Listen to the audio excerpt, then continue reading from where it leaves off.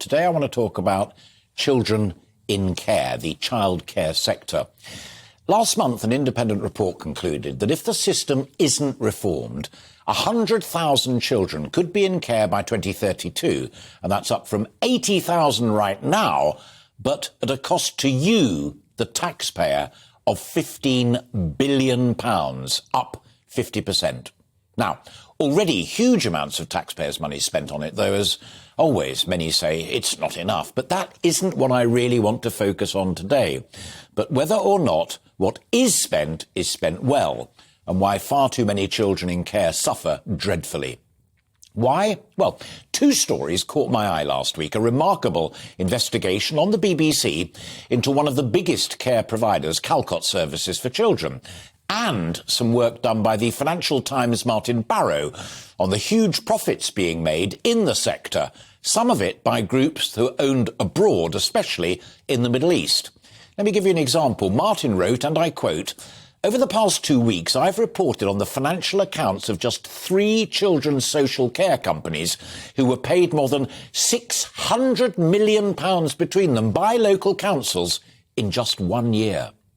Now, last month, a government-commissioned review of children's social care highlighted what it called a broken market that failed to meet the needs of far too many vulnerable children.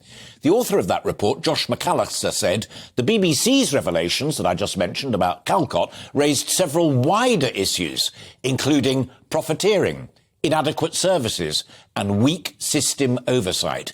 He went on to say this is yet another example of the need for a radical reset to the children's social care system. Now, to their credit, Calcott said that it was grateful to the BBC for highlighting what it considers to be safeguarding issues.